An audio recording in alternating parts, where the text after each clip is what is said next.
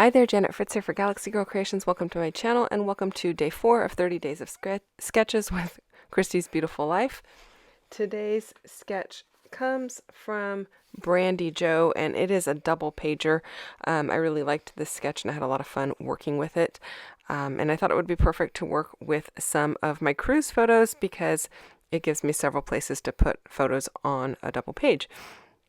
So I am starting out with this stencil from Sandy over at Scrapping Reflections, and I am going to just use a little bit of Distress Oxide ink in both Salvaged Patina and Iced Spruce, and I'm going super lightly over this using some blending brushes. I don't want like full coverage, I just want it to be a hint of this netting kind of a look, and I really like the way that it ends up looking. I do end up going over it a second time later in the video because I didn't put a lot towards the right hand page or right hand side of the left page and the left hand side of the right page. I kind of just wanted it peeking out from the torn papers, but then once I got my photos on there, I realized I needed a little bit more where the papers join because I was covering up a lot of what I'd already done, and since it's so subtle, I decided to go over it again. And so you'll see that a little bit later in the video here. And what I'm doing here is I'm just going in with my ink and then I tap it off underneath where I know the paper is going to cover, because when you first put the brush down, it kind of leaves a big splotch and you don't get light coverage. It's really wet and all of the ink kind of soaks right into the paper, and I didn't want that look, so I just kind of tap it off underneath where it's going to be covered by this piece of paper that I have torn in half. It's not quite in half. There is a center section that I ripped out of it, and I set that aside to work with on another page down the road for this cruise layout. These papers, or this paper, happens to be from the solids pack of Simple Vintage Coastal from Simple Stories, and that is what my album is based off of. There are other papers in it, but they all kind of go with that collection. So if you're familiar with it, you're going to be seeing a lot of these colors. I did ink up the edges of my two torn papers with a little bit of Iced Spruce Distress ink to kind of give them a little bit of a pop. They were blending in just a little bit too much for me. I wanted them to be a little bit more bold where it meets the white paper, and I'm really happy with the way that that looks. So these photos are the very first day when we were boarding. I haven't actually done the boarding photo yet, but these ones were things like the boat there is when we were driving up to the cruise terminal, so you can see the taxis in the foreground and such to just kind of get the overall size of the ship. It's huge. And then when we were going up the escalator, they had these huge gold or bronze propellers hanging from the ceiling, and so I got pictures of that. And then each day when you got in the elevator day changed, so it says Sunday there, and that's actually Sandy's feet from Scrapping Reflections. So she was on the cruise with me and MK, and I didn't get a picture of Sunday for whatever reason, so I stole hers. Thanks, Sandy. So glad you took that picture. The bottom photo there is like the center of the ship. You can see the huge dry slides at the end. There are 3 water slides on board this ship as well, but these are 2 dry slides that I think go, I don't know, 15 stories or something like that. They're 150 feet long and they twist. I didn't happen to ride them the day that we had time to ride. I was not feeling great, actually. I had a lot of sinus problems, and which is not unusual for me, but I was already feeling a little bit stuffy and my head was my equilibrium was a little bit off, and so I just decided not to ride it. I didn't want to put myself through any more dizziness, and I know some of that has to do with my equilibrium just being off from being on the ship as well. Although I wasn't seasick, I didn't feel sick at all, other than this particular day I had a sinus headache and wasn't feeling great. So anyway, Here's where I just decided I needed a little bit more color kind of in the middle of the layout. I just used my magnets to hold that stencil down, in case you're wondering what that is that it's holding it down. My glass mat on my desk is magnetic. It's from Glassboard Studio, and I absolutely love it. It's like perfect for what I'm doing here. And it is magnetic. It's super easy to clean up, and because it's glass, and so cleaning up mixed media off of it is really just like a no-brainer. It's really nice, you guys. So I can't say enough nice things about it. Okay, so I have these two little torn blue pieces of paper. I'm tucking it behind this corrugated strip that I have. I've got a lot of corrugated papers in this album already, and if you're wondering what I mean by that,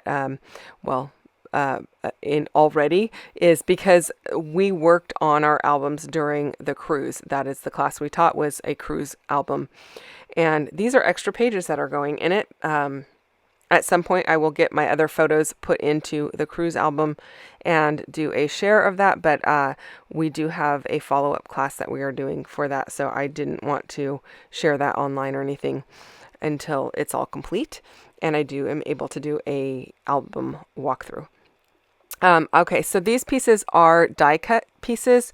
That fishnet is from image.com, and it's just called Torn Fishnet. That might still be available. I'm not 100% sure, but if I can find it easily enough online, I'll put a link for it down below.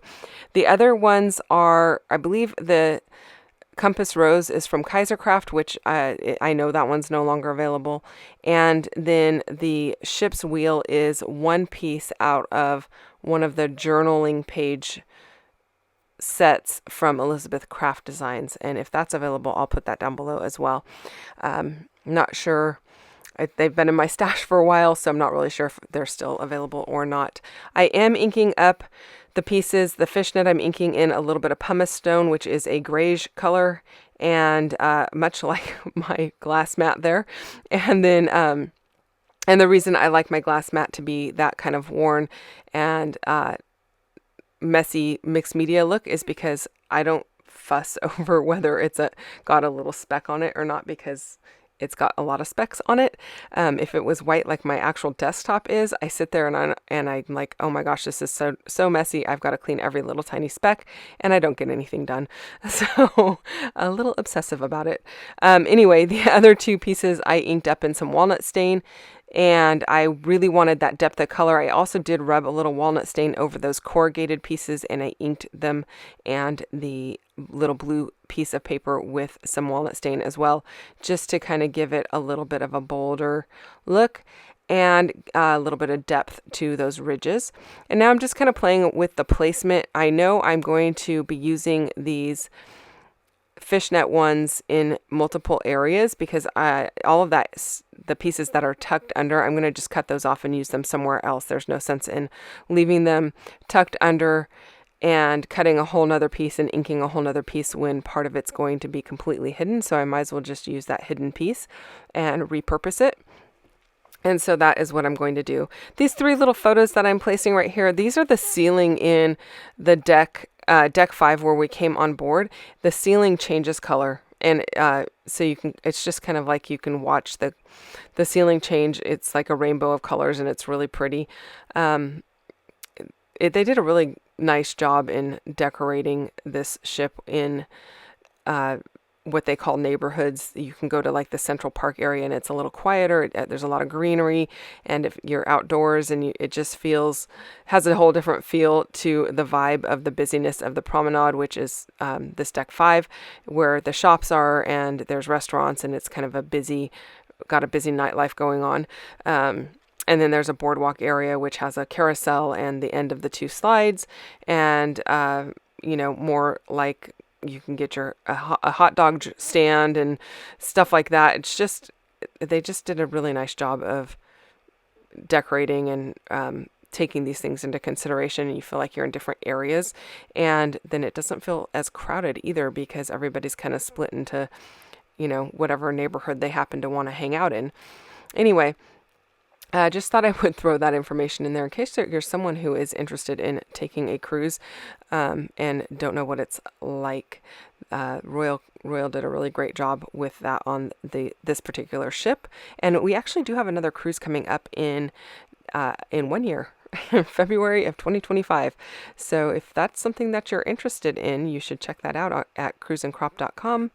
I will put a link for that below as well, and you can check that out if that's something that interests you. We did end up doing 4 sessions for a class on the at sea days, which was really fun, and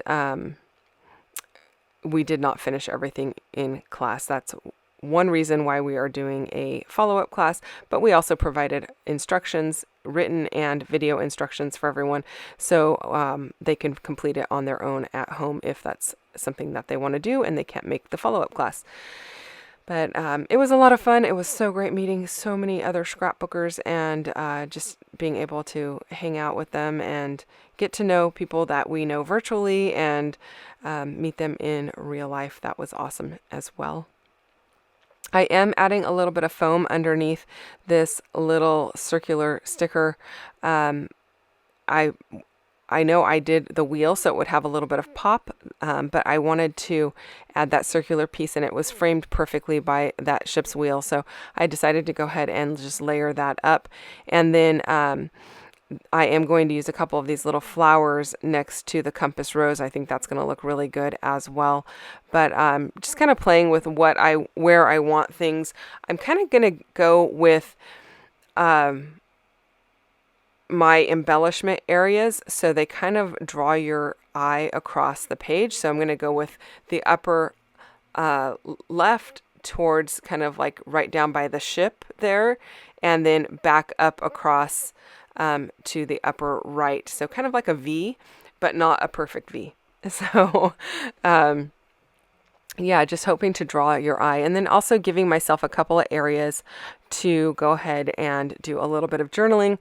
This little journaling card is a stamped image that I did. It is from Heidi Swap, and I just got this set that has a bunch of like journaling spots that you can stamp, and I really like it so far. It's the first time I've used it, but I know I'm going to put it to good use because these are the kind of stamps I use all the time. And I just stamped them in some pumice stone. I didn't want them too bold, but I also didn't want to leave I didn't want to do black or walnut. I wanted something a little bit lighter, but I also wanted to make sure it was visible, so I didn't go with like a super light color like a tattered rose or something, which is a color that we actually used in this album, just I'm not using it on this page. Okay, so I'm tucking these pieces in. I kind of do want those little torn pieces to show, like the holes, which like if it was pantyhose, we'd call it a run in your pantyhose, but and I guess it would be the same in your fishnet stockings, but these are more like a fishnet for a boat. So I'm just going to go with that, and I like the rough edges. And then I do have this jute that is just actually really inexpensive roll of jute, and then this is some linen twine from Close to My Heart. So I'm just putting the jute through there, and then I'm tying it off with a piece of this twine because the jute is so thick that if I try to tie a knot in it, it's really bulky. So I am putting it through these acrylic pieces. These acrylic pieces are actually from Bramble Fox. They've been in my stash for quite a while, you guys, so I'm not even sure if they would be available anymore.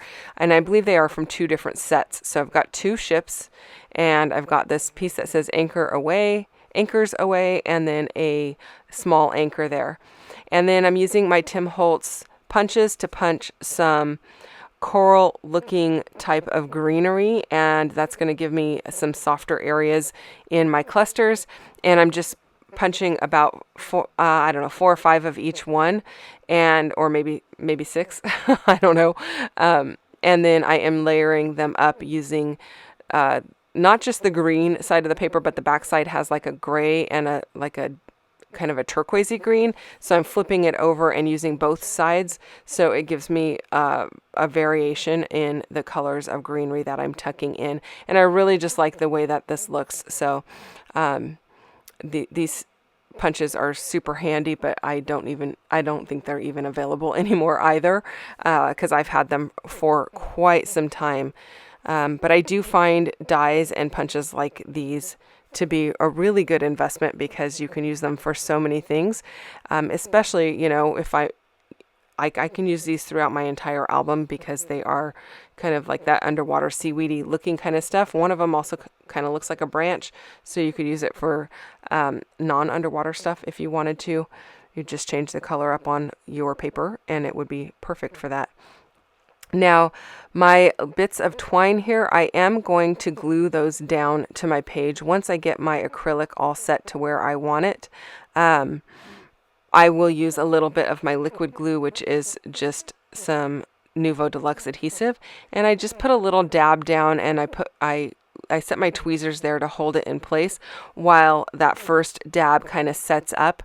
If I try to pull it and move it around too much, then I end up dragging the wet glue across my page, and I don't want to do that.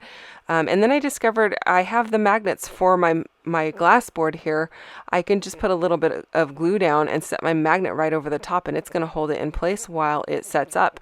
And then I will go back and add a little bit more glue underneath the areas that are not actually adhered down, because I don't want them to snag on my page protector. So I'm giving it a relatively decent amount of glue, but tacking it down in little spots here and there right off the bat, and then adding a little bit of glue underneath the twists and the turns to just hold them in place. And I really like the way that that looks. While I finish that up, don't forget to go and check out what everyone else is doing for 30 Days of Sketches. There is a playlist link down below. You can go and click on that and see what has been released so far. And don't forget to give Christy a little bit of love for putting this whole series together. If you're not part of the 30 Days of Sketches Facebook group, you can go and join that as well. You can also join my Facebook group, which has been sadly a little bit quiet lately, but hopefully it's going to be a little busier soon. So check that out as well. And don't forget, there's links down below to any products that might still be available. And some of those links are affiliate links, so that just means I get a little bit back if you choose to use the link that I have provided for you. Thanks so much for watching. I'll see you guys again soon. Bye-bye.